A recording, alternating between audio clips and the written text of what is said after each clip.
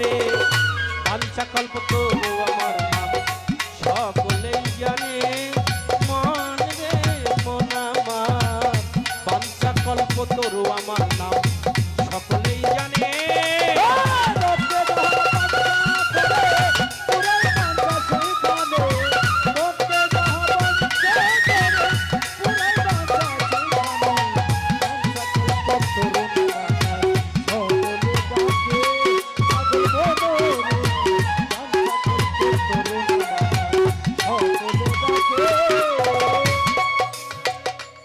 মহাজনী গানের ছন্দ শেষ করিয়া যাই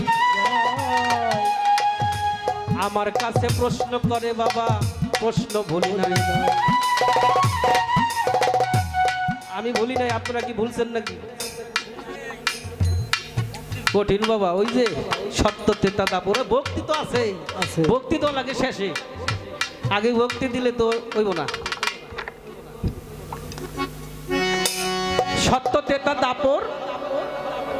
সত্য তেতা দাপর কলি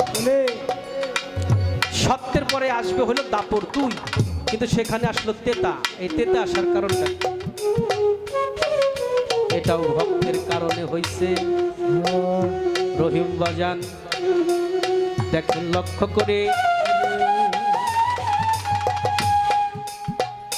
শাস্ত্র ধরে জবাব দিব আমি মিথ্যা বলবো না রে একজন গুরুদেব ছিল যার নাম গৌতম মুনি হয় সেই গৌতম মুনির স্ত্রী ছিল অহল্যা আরে সবাই বলতে হয় গৌতম মুনি তার স্ত্রী হইল অহল্যা হাইরে বন্ধুগণ তার ভক্ত ছিল ইন্দ্রজিৎ যা করিল পূরণ ইন্দ্রজিৎ ভক্ত ছিল গৌতম মুনি দেখেন লক্ষ্য করে বর চাইল ইন্দ্রজিৎ গৌতম মুনির ধারে হে প্রভু আমাকে আপনি বর দেন আপনার চরণ ধরে করি নিবেদন আমি যেন এই যে কোনো সময় যে কোনো রূপ করতে পারি যে ধারণ আমাকে আপনি বর দেন প্রভু কি বল যে আমি ইচ্ছা করলে যে কোনো রূপ যেন আমি ধরতে পারি গৌতম মুনি ভক্তের ভক্তিতে গেল খুশি হইয়া গৌতম মুনি বর দিল ইন্দ্রজিৎকে সে বসিয়া বসিয়া সামনে ইন্দ্রজিৎ তার সামনে গৌতম মুনি হয় তাকাতাকির মধ্যে হইতে তখন কিছু হয় যখন বিনিময় হয়ে গেল এই ভব সংসারে ইন্দ্রজিৎ বর পায়া গেল গৃহে চলে ইন্দ্রজিতের মনের বাসনা ছিল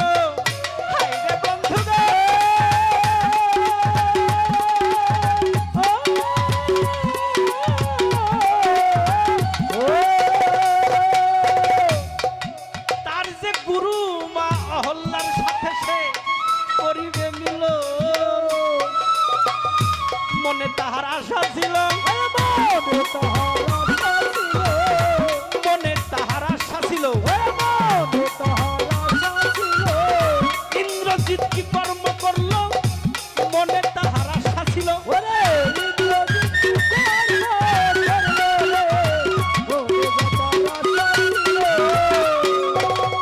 ইন্দ্রজিতের মনে আশা ছিল আমার যে গুরুমা এত সুন্দরী আমি যদি একটু তার সাথে বিহার করতে পারতাম তাহলে আমার জীবনটা সার্থক হইত একদিন গৌতম মুনি তো সে চলে গেছে ভক্তের দ্বারে অন্য ভক্তের দ্বারে গেছে ইন্দ্রজিৎ তো সুযোগ একটা পাইছে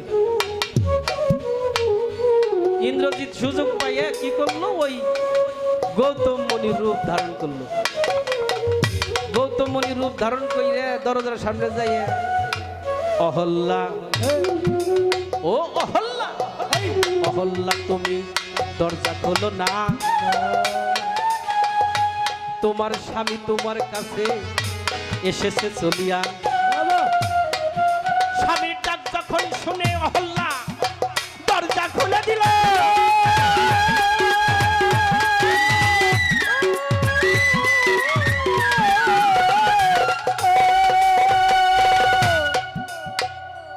দরজা খুলে দেখে অহল্যা তার স্বামী চলে আসলো ভালো। ওদিকে ইন্দ্রজিৎ যখন অহল্যার সাথে মনস্কাম মিটাইতে যায়,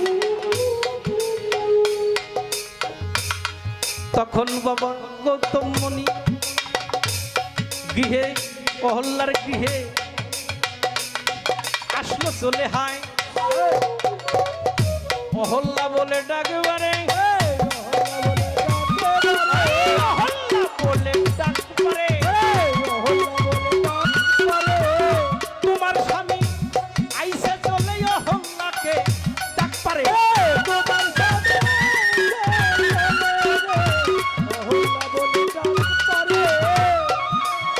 অহল্যাকে হায় হায় কি কয়, আজকে কি গৌতম মুনির পালা পড়ছে নাকি?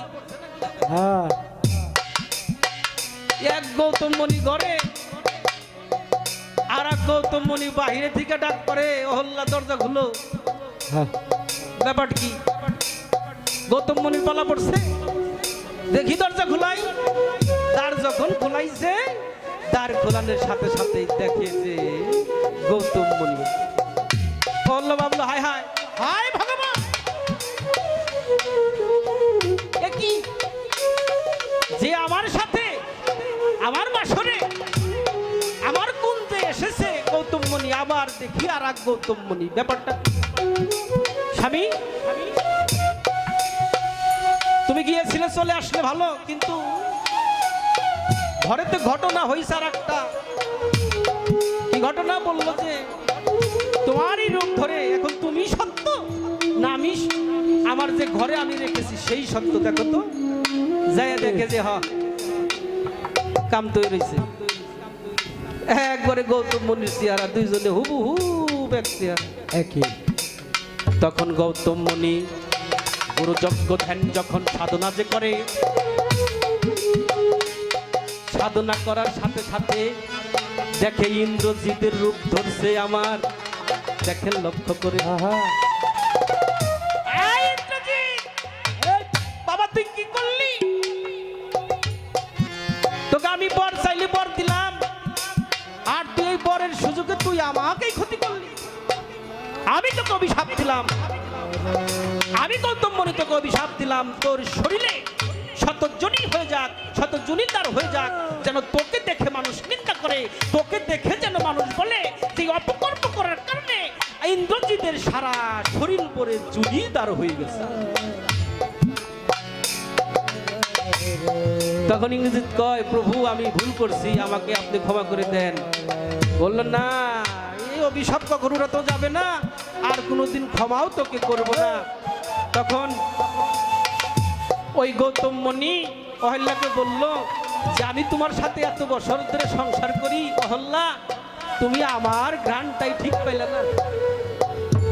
বাবাজান, স্বামী স্ত্রী যখন সংসার করে স্ত্রীর গায়ে একটা ঘ্রাণ আছে, আছে না? স্বামীর গায়েরও কিন্তু একটা ঘ্রাণ আছে আছে। দেখবেন যে আপনার যদি অন্ধ যদি কোনো নারী থাকে, সে স্বামীর হাত ধরলেই ঠিক পায় যে এই আমার স্বামী। কিন্তু অহল্যা তুমি কি করলে? এত বছর তোমার সাথে ঘর করলাম, সংসার করলাম, আর তুমি আমার গায়ের ঘ্রাণ ঠিক পাইলে না। আমি তোমাকে অভিশাপ দিলাম, তুমি অভিশাপে পাষাণ হয়ে যাও, পাথর হয়ে যাও। তুমি যখন পাথর হয়ে গেলেন, পাষাণ হয়ে গেলেন, তখন ওই গৌতম মুনির সন্তান ছিল, যার নাম হলো সদানন্দ। সদানন্দ এসে বলল, বাবা আমার মা ভুল করেছে, আপনার ভক্ত ভুল করেছে, কিন্তু এই ভুলের কি কোনো সমাধান নাই? আমার মা তো পাষাণ হয়ে গেল, পাথর হয়ে গেল, এখন কি উপায়? তখন বলল এটা সত্য যুগে আর হবে না, কেননা সত্যের পরে আসবে দাপর, দাপরের পর আসবে তেতা, তেতার পরে আসবে কলি। ও ইন্দ্রজিৎ, তোমাকে আমি বলি, তুমি যদি সাধনা করতে পারো, গাছের সাথে পা বেঁধে যজ্ঞ করে, তুমি যদি নিচে অনল দিয়ে, অগ্নি দিয়ে, তুমি যদি উগ্ধা হয়ে ঝুলে যদি সাধনা করতে পারো,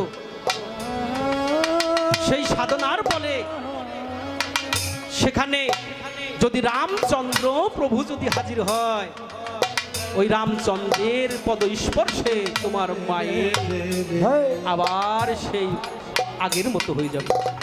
হরি বল, হরি বল। তখন বাবা সদানন্দ কি কর্ম করিল? উগ্ধা হইয়া গাছের সাথে সে ঝুলিয়া পড়িল। হেলাল সরকারের, আমার দাদা ভাই হেলাল সরকারের সুযোগ্য সন্তান সজীব এসেছে, লক্ষ্য করি তাই। স্বজনই এসেছে, রাকিবই এসেছে, আমি ভুলি নাই। দয়া করে মঞ্চে আসলে আমি খুশি হব তাই। দর্শনে, প্রভুর দর্শনে কৃষ্ণ ভজন হয়ে যায়, দেখা হয়ে যায় এ সংসারে। হায়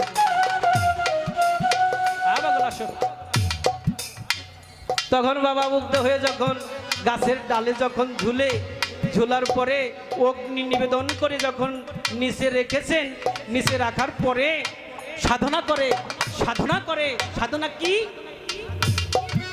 রাম রাম ওম রাম রাম ওম সাধনা করলো। তাই সাধনায় সন্তুষ্ট হয়ে রামচন্দ্র আসিল রেহাই।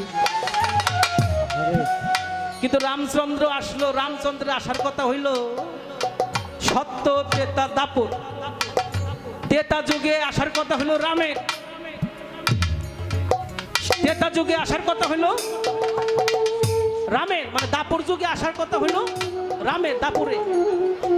কিন্তু সেখানে আপনার একটা যুগ পরিবর্তন করে, মানে ওই দাপরটারে দুই রে সরাইয়া কি আনলো তেতা, তেতাতে হলো রাম ধনুকধারী, তেতাতে রাম ধনুকধারী আসবে, দাপরে কিন্তু তারপরে হলো রামচন্দ্র আসবে, তেতাই কিন্তু রাম আসবে না। তখন একটা যুগ যখন সরাইয়া সত্তর পরে যখন তারপরে রামচন্দ্র যখন আসলেন সাধনার বলে, সদানন্দর সাধনার বলে যখন আসলেন, ওই রামচন্দ্র যখন হাঁটতে হাঁটতে যায়, ওই অহল্যার যখন পায়ে যখন তার স্পর্শ পড়েছে, স্পর্শ করার সাথে সাথেই অহল্যা ভালো হয়ে যায়। এই তো তাহার কথা ছিল, এই তো তাহার কথা ছিল, শাস্ত্রে মতে জবাব হইল এই তো তাহার কথা ছিল।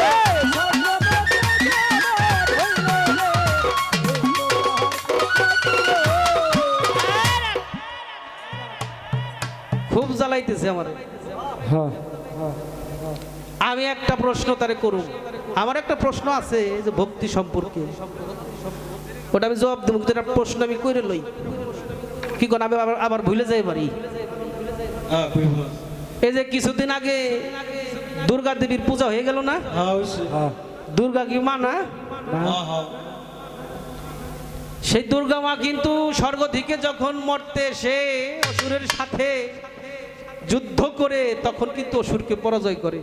ব্রহ্মা বলছিল, হ্যাঁ ব্রহ্মা বলছিল যে আমি, আমার দ্বারাই অসুরকে নির্বোধ করা আমার সম্ভব না, একজন নারী মহামায়া সে হলো দুর্গা দেবী, যদি আসে তাহলে অসুরকে ধ্বংস করতে পারবে।